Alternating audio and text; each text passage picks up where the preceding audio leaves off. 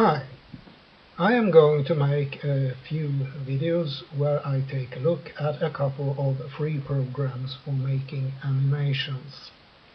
In this first video, the very first one, I am going to look at Microsoft GIF Animator. This is a quite old program from 1996.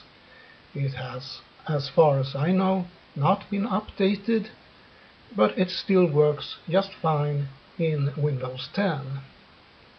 The only thing that does not work is the help file. That is because Microsoft changed the format for help files quite a long time ago. There is probably a possible workaround for that, but this program is fairly simple to use, so you will do just fine without the help file. GIF stands for Graphics Interchange Format. It is an image format that allows for the use of 256 colors, one of which can represent transparency. GIF also allows for using frames that can be shown for different amounts of time. This makes animation possible. Animated GIFs have been used a lot on web pages and still has its use. The Microsoft GIF Animator is limited to make an output in the GIF format. The interface consists of a toolbar, a scrollable area for the frames, and 3 tabs: Options, Animation, and Image. One thing that you cannot do in Microsoft GIF Animator is to draw images. You cannot edit an image, you cannot resize it, you cannot flip it around, nothing like that. To start with, you need to already have all your images made and in the size that you want them to be. You need to load all the images you are going to use into the tool. It is possible to load a GIF file or an AV file in Microsoft GIF Animator using drag and drop. You can also open such files using the Open button in the toolbar. There also are keyboard shortcuts for the different buttons. Once you have some frames loaded in the program, you can add more frames with a drag and drop, or you can use the Insert button in the toolbar. With those methods, you can only add images from a GIF or an AV file. You can, however, add images from other types of image files by copying the image to the clipboard from any application that can show the image and allows copying. Copying can usually be made using Ctrl-C. The button Paste in the toolbar of the Microsoft GIF Animator will paste in any image from the clipboard in the frame before the selected frame. The border of the frame will show which frame is selected. You select the frame by clicking on it. You can move a selected frame up and down in the order that the images are going to be shown using the arrow buttons. You have a Cut button and the Delete button to remove a frame. With the Cut button, the image is copied to the clipboard and can be pasted back into the animation. Not so with Delete. Okay, now we know how to load images into the animation and put them in the order we want to play them. Now, let's look at the tabs. The first tab is Options. you have 2 checkboxes and 2 drop lists. You will normally want to have the thumbnails box checked. I will get to why when we come to the tab Image. If Always on Top is checked, no other window will cover the Microsoft GIF Animator. I can have that either way.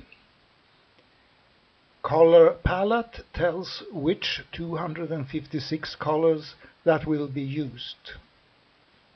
Dither is a method to mix colors, creating the impression of more than the actual 256 colors. These settings can be done individually for each frame. The setting you have when you load a frame is the setting that frame will have. You cannot change that at a later point. Generally, you will have no reason to have individual settings for each frame. The setting Browser Palette and Solid will generally serve your purposes. Under the Animation tab, you can check the looping checkbox if you want the animation to loop. If so, you can choose the number of repeats or repeats forever. Animation width and height is set to the biggest width and height of the frames that is part of the animation. You can change the values to a higher number, but not to a lower. Changing the numbers will not affect the size of any of the images that is part of the frames of the animation. It will only add more empty space in the width and height of the animation. We will get back to why you might want to do that when we get to the tab Image. Trailing comment will add a text string at the end of the animated GIF file. I don't really see what the use of this is. It could of course be a way of saying I did this.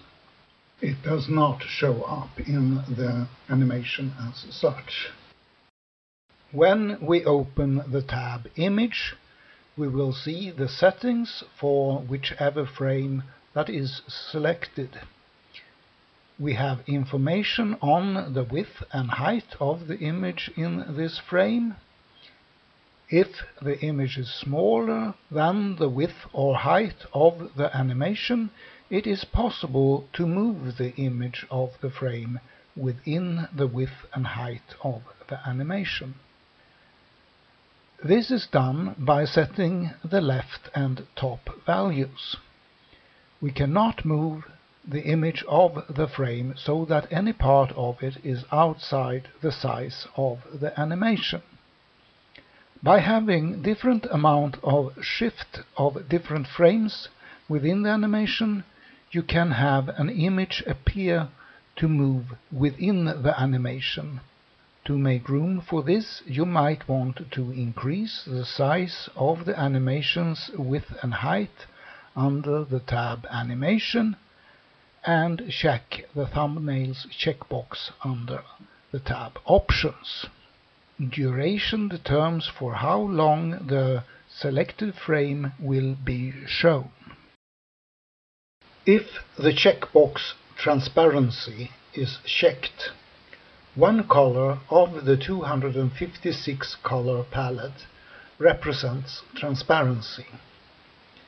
Transparent color shows which color this is. By clicking on the chosen color, you get a pop-up of the palette and you can choose a different color for transparency. This can be a bit tricky, since that palette can have a number of colors that are very similar to each other, and you do not have anything like an RBG number to help you to find the correct one. This is the one point where I think that this program has a major drawback. Undraw method deals with what you do with the rendered earlier frame when you are to render a new one.